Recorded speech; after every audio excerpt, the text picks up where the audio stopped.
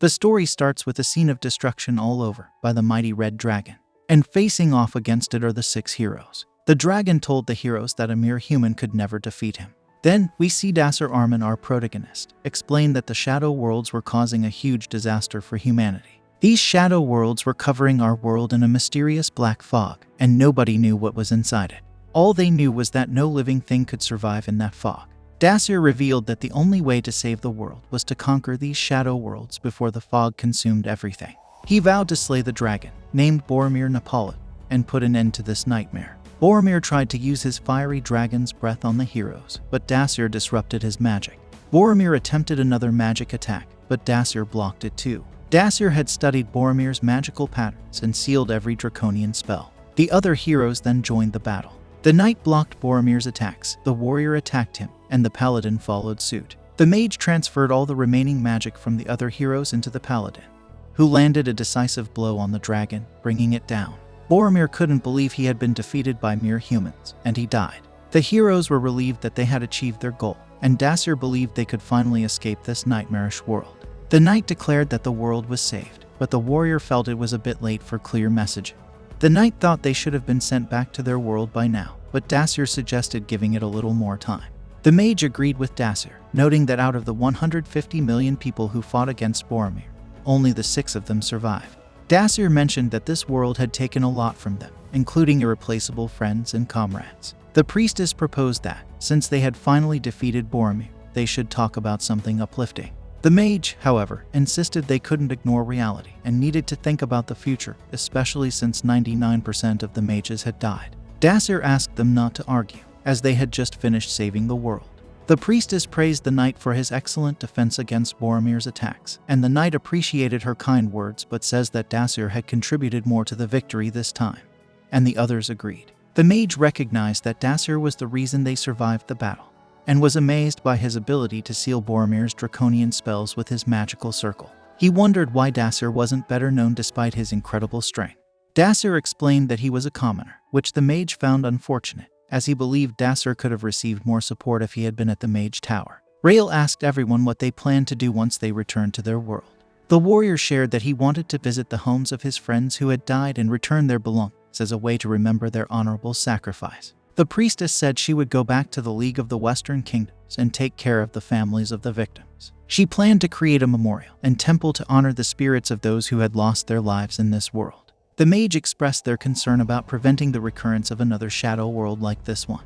They believed that if a similar shadow world appeared again, it would spell the end for them. Rael then asked the paladin, Ys, what her plans were, but she remained silent. Turning to Desir, Rael wondered if he would return to Hebrion Academy. Desir recalled memories of a girl named Romantica, who had told him about her seaside villa and how beautiful the sunlight looked when it reflected off the sea. He remembered Romantica's final moments in this world and admitted that he hadn't made up his mind about his future. Suddenly, the dragon's corpse started behaving strangely. Raela was concerned and questioned if the battle wasn't over yet. The mage was sure that Boromir couldn't still be alive, but he suddenly recalled something he had read about dragon hearts. He explained that dragon hearts not only pumped blood but also stored and circulated vast amounts of mana. When the dragon's blood stopped flowing, the stored mana had nowhere to go and caused an explosion. Rael scolded the mage for not realizing this early, but the mage pointed out that this was the first time humans had defeated a dragon. The heroes braced themselves for the impending explosion, realizing that even in their best condition, they might not survive such a powerful blast. Desir attempted to use his magic to disrupt the mana explosion, but it proved ineffective against such a massive amount of magic power. The mage accepted that they might not make it through this, and the other heroes expressed their regret. Desir wondered if this was truly the end for them. The scene changes, and Desir opens his eyes and finds himself in a familiar place, but he's puzzled about how he got there. He notices that he looks younger than he did a moment ago.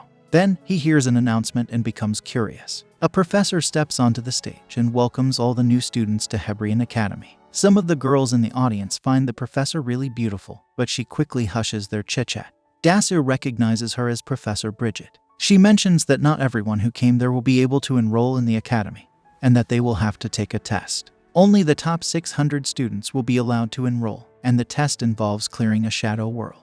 Desir is surprised by this and wonders how it's even possible. Professor Bridget reassures the students that the shadow world for the test is artificial, and created just for this purpose. She mentions that they'll hear more about it from their senior students who will support them through the process. The entrance exam for the year 3613 begins, and all the students leave the stage. Desir goes to a corner, confused about why he's at the entrance ceremony of Hebrion Academy. He remembers that the battle against Boromir Napolitan started in the year 3613, and they fought for 10 years in a dungeon, causing a lot of destruction.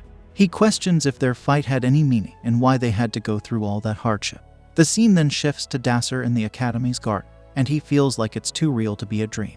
A girl named Ladaria Dorich comes looking for Desir, and wonders why he wasn't at their designated meeting spot. Desir apologizes, and Ladaria introduces herself as a second-year student and Desir's mentor. Desir greets Ladaria, and remembers that she's a talented mage who excels in fire magic and ranked first in the academy. Seeing Desir's expression, Ladaria senses that something's wrong. Desir explains that he's just nervous, and Ladaria reassures him, saying that it's just a shadow world created for the test to assess their combat ability. She learns that Desir is a commoner. Desir states that should not be a problem for his enrollment. Ladaria mentions that Desir being a commoner won't be a problem, but even if he passes the test, he'll only end up in the beta class. Desir explains that the school has a discriminatory practice. It puts nobles in the alpha class and commoners in the beta class, making it difficult for commoners to receive a proper education, even if they have talent. This practice has hindered many talented mages. Ladaria then leads Desir into the academy building, and Desir doesn't seem surprised by the magnificent structure. This makes Ladaria suspicious. Desir mentions that he has seen a similar building before, but Ladaria doesn't believe him because there's no facility as grand as this one. Ladaria guides Desir to the test venue as they are running late. On the way, they encounter a water mage named Elheim. Desir recalls that Ladaria and Elheim don't get along well. Elheim comments on Ladaria taking a while to get there, and makes a remark about her height. Ladaria counters that Elheim is still as crude as ever. Elheim expectedly insults Ladaria, calling her a despicable fire mage, but Ladaria reminds him that he recently lost to her in a battle. They argue a bit more before Elheim changes the subject. Elheim wonders if Ladaria is Desir's mentor, and asks Desir for his name.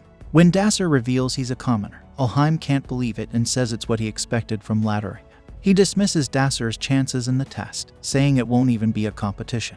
Ladaria is puzzled by Elheim's words, and he leaves, telling Ladaria to look forward to the test. Before he goes, he advises Desir to give up on the test since even if he passes, he'll end up in the beta class. Desir suggests they head to the testing site, noticing that Ladaria is upset. She tells him that he must pass the test while they head there. Desir realizes that this really is the past. After entering the testing grounds, he desperately looks for someone. Suddenly a girl calls him out and tells Desir to stop looking around and settle down because it's embarrassing. It turned out she is Romantica. Desir then recalls his memories of Romantica and the tragic scene of her death. He doesn't know why this has happened, but he's determined not to let that tragedy repeat itself. He's determined to rewrite the history of this world. This brings an end to our episode 1.